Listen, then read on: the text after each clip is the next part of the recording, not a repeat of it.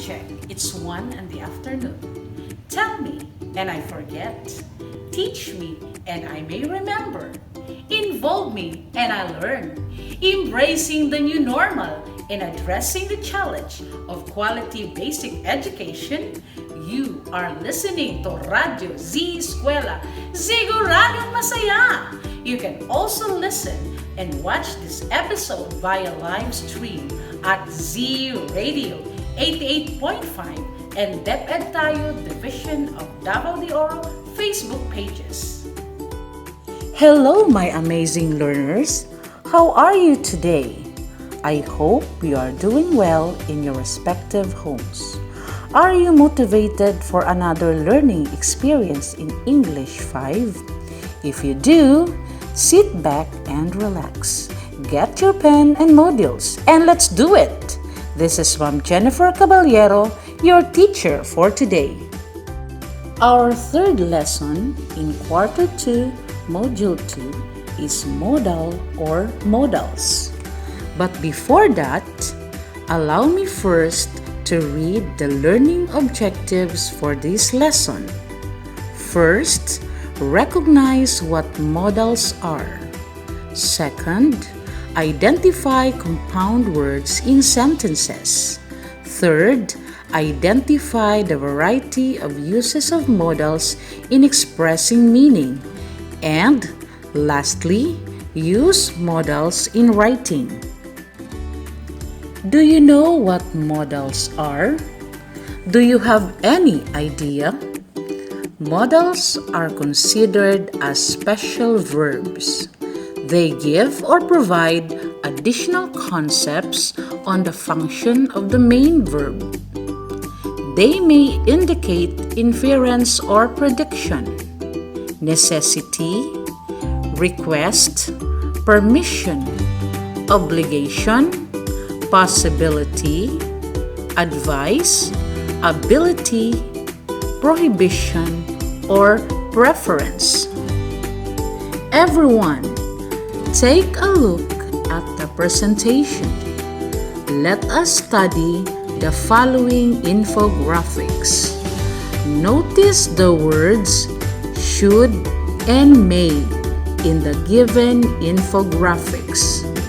They are examples of modals. In the first infographic, should is used to show obligation. Meanwhile, the use of may in the second infographic shows possibility. Remember, modals have various forms. These forms create meanings as they carry with them their specific functions. To check if you already have an idea on what modal is, let us try accomplishing our first learning task this day. I will read the direction twice. Let's begin. Complete each sentence by supplying the appropriate modals. Select from the given choices. Be guided by the functions shown inside the parentheses. Do this in your notebook. Again, complete each sentence by supplying the appropriate modals. Select from the given choices. Be guided by the functions shown inside the parentheses. Do this in your notebook. Number 1.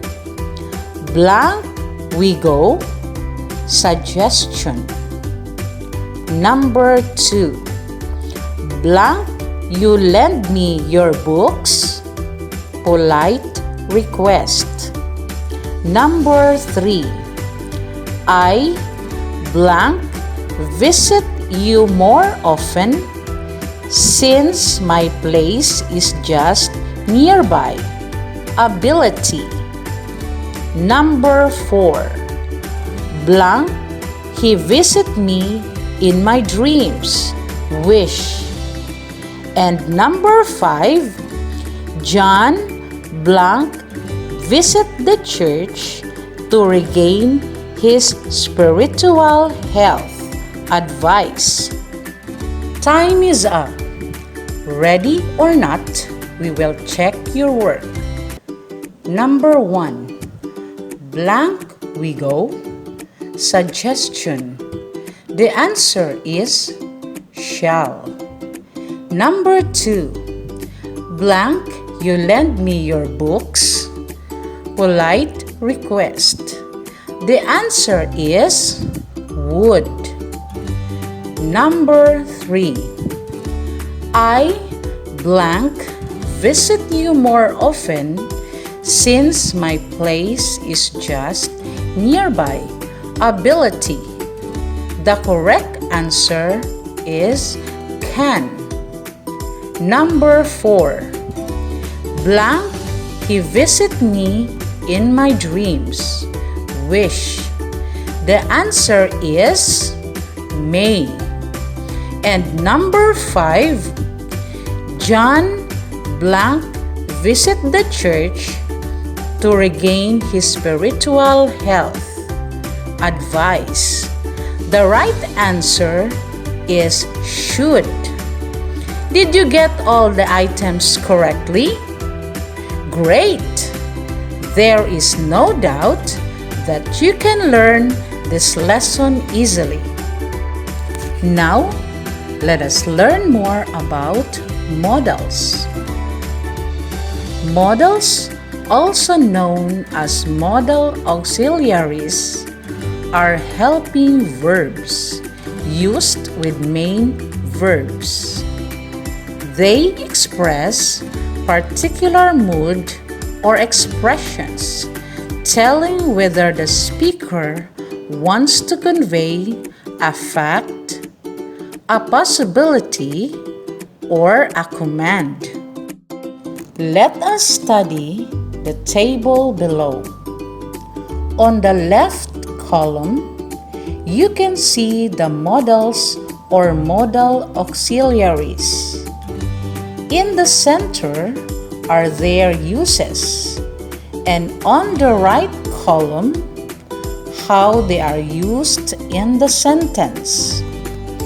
First modals are may and might. These are used to express possibility. How are they used in a sentence? We may go out to watch a movie tonight. Paul and Paula might buy a house. It is also used to express a request or ask permission. Like, may I borrow your books? The second modal is must. It is used to express a command or strong obligation. Example, you must obey your parents. Third modals are can and could. These are used to express a request or ask permission, such as, can I go with my best friend? Or, could I have your books? We can also use can and could to express a fact, ability, offer, or suggestion. Example, I can or could do this task for you. On the next table, on the first column are the modals should and ought to.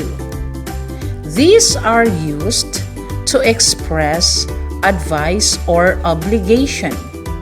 Example: I should or ought to drive carefully. The modal would is used to express a polite wish, request, demand, order. Example: would you please talk to me? The modal will is used to express a wish, request, demand, order.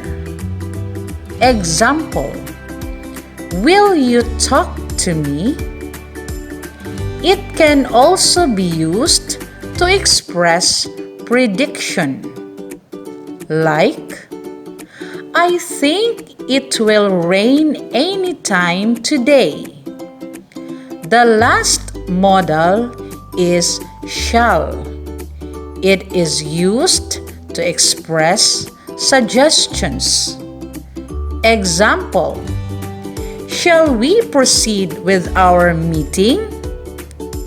Shall can also be used to regulate or express future actions in formal speech and some legal documents. Example: you shall abide by the law. Another example with the use of shall: the client shall pay the necessary damages. The Radyo Z-eskwela program of the Division of Davao de Oro is being brought to you by Nueda Builders Construction and Supply Incorporated, Maverick Builders Incorporated, Mitch Construction and Supply, Archicons Architectural Construction and Supply, DB Construction and Supply, Hanaway Builders Corporation, Phoenix Corvada Tagum Gasoline Station, Master Construction and Supplies, Mackenzie Builders, GP&H Construction Incorporated, Metro Gear Construction Corporation, NEN Builders and Development Services Corporation, Max Mays Enterprises Incorporated, We Inc. Construction Company, Rangay Construction and Supply, East Sussex Enterprise, WM Construction, Councilor Boogie and Miss Marjorie Vertodazo, Icon Builders and Supply, and Apex Mining Company Incorporated.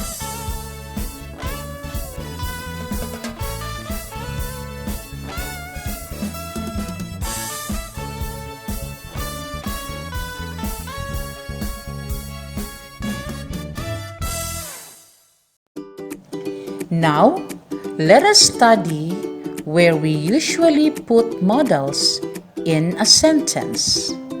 The sentence is, I shall be leaving when everything is done. The verb phrase is shall be leaving. Our modal is shall, while our primary auxiliary is be and our main verb is leaving. Therefore, we put modals before the linking verb or primary auxiliary and main verb. Another example: can I go with my best friend? We have the modal can, but we don't have the primary auxiliary. And next is the main verb go. Therefore, modals are put before the main verb. Let us take another example. Shall we proceed with our meeting? We have the modal shall, but we don't have the primary auxiliary. And next is the main verb proceed. Again, we can observe that modals are placed before the main verb. Okay, kids, it's time for our second learning task. This is to check what you have learned in this lesson. I will read the instruction twice. Ready? Let's begin. Direction. Complete each sentence by supplying the appropriate modals. Select from the given choices inside the box. I repeat, select from the given choices inside the box. Be guided by the functions shown inside the parentheses. Do this in your notebook or papers. Again, complete each sentence by supplying the appropriate modals. Select from the given choices inside the box. Be guided by the functions shown inside the parentheses. Do this in your notebook or papers. Number 1. I blank write a song or poem for my parents. Ability. Number 2. Blank I borrow your notes. Permission. Number 3. Connie blank write her life story to inspire many. Advice. Number 4. I blank have written my first song if I only enrolled in such course last summer. Possibility with less certainty. And number 5, parents of learners with frequent absences blank write their letters stating the reasons of their children's absences. Regulation. I will be giving you 5 minutes to perform the task, and your time starts now.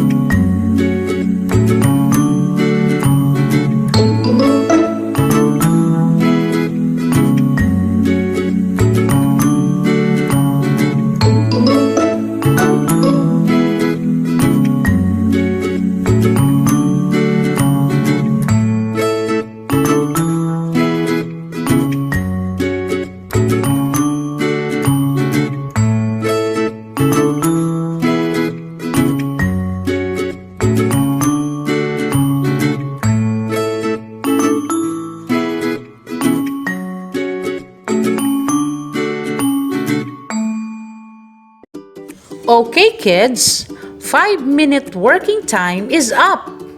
Now, it's time to correct your work. Are you ready? Let's start. Direction. Complete each sentence by supplying the appropriate modals. Select from the given choices inside the box. I repeat, select from the given choices inside the box. Be guided by the functions shown inside the parentheses. Do this in your notebook or papers. Number 1. I blank write a song or poem for my parents. Ability. The correct answer is can. Did you get it correctly? Very good. Number 2. Blank, I borrow your notes. Permission. The answer is may. Number 3. Connie blank write her life story to inspire many. Advice. What is your answer? Yes, you are right. The answer is should. Number 4. I blank have written my first song if I only enrolled in such course last summer. Possibility with less certainty. What is your answer? Great! The correct answer is might. And number 5, parents of learners with frequent absences blank write their letters stating the reasons of their children's absences. Regulation. What is your answer? The correct answer is shall. Did you get all the answers correctly? Amazing!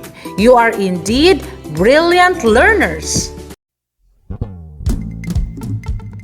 The Radyo Z-eskwela program of the Division of Davao de Oro is being brought to you by Nueda Builders Construction and Supply Incorporated, Maverick Builders Incorporated, Mitch Construction and Supply, Archicons Architectural Construction and Supply, DB Construction and Supply, Hanaway Builders Corporation, Phoenix Corvada Tagum Gasoline Station, Master Construction and Supplies, Mackenzie Builders, GP&H Construction Incorporated, Metro Gear Construction Corporation, NEN Builders and Development Services Corporation, Max Mays Enterprises Incorporated, We Inc. Construction Company, Rangay Construction and Supply, East Sussex Enterprise, WM Construction, Councilor Boogie and Miss Marjorie Vertodazo, Icon Builders and Supply, and Apex Mining Company Incorporated.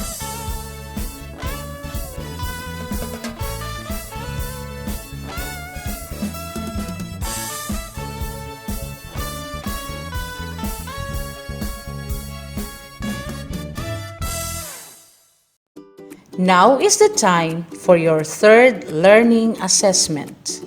In this task, you are going to compose clear and coherent sentences using the given modals and their functions below. Write your sentences in your notebook. I repeat, write your sentences in your notebook. To make it easier on your part, I will give an example for you to follow. For instance, number 1. The modal to be used is shall. That should be used for regulation. My sentence is, I shall not eat heavy meals during dinner from now on. Now it's your turn to answer the learning task. Alright kids, now that we already finished our discussions and learning tasks in this module, It is time for our learning assessment and additional activity to check if you listened, understood, and learned our lesson today. We will have question and answer portion after this. For the next 5 minutes, we will entertain clarifications regarding our topic. You can post comments on the Z Radio 88.5 Facebook Live and DepEd Tayo Division of Davao de Oro Watch Party. Again, you can post comments on the Z Radio 88.5 Facebook Live and DepEd Tayo Division of Davao de Oro Watch Party. Just a reminder, questions to be entertained are purely related to the topic we discussed. We will cater only for 5 minutes. Today indeed is a worthwhile learning experience for our subject in English 5. I am Jennifer Caballero, leaving you this inspiring quote from John Wooden. Don't let what you cannot do interfere with what you can do. Until next time, and have a great day. God bless everyone! Radyo Z-eskwela Executive Committee. The Schools Division Superintendent, Eufemia T. Gamutin Seso 5. Assistant Schools Division Superintendent, Dr. Romel R. Handayan. OIC Curriculum Implementation Division Chief, Karina S. Frasco. School Governance and Operations Division Chief, Dr. Ruben J. Riponte. Members, Cecilia Morales, Dr. Hilda A. Opeña, Dr. Arlene B. Lim, Dr. Eldecris B. Calzadora, Dr. Dexter A. Siquinia, Nohara O. Pinute, Noemi P. Canales, Dr. Grace D. Pontillas, Virgilito C. Pabrices, Juanito Lapiceros, Engineer Norberto S. Manlangi, Jomar M. Dumupoy, Bob Dalan S. Milabat, Medard T. Ampit, and Paz Eugenia Villusino. Technical Working Committee, Productions and Communications, Lorely E. Quijano, Given G. Hinampas, Judyland D. Yu, Donna D. T. Bolifer, Mary Rose N. Resma, Riven Manuel, Irene Lea C. Manguhon, and Bessie Aya N. Banias. Social Media and Packaging Team, Christian and Hara L. Martesio, William R. Ranara, Joan T. Iscoton, Roberto S. Acusar Jr., May B. Istanyol, Richard H. Arellano, Lee L. S. Blanco, Ralph A. Tabanyag, Angelo Gutierrez Jr., and Jade Karen Araiz.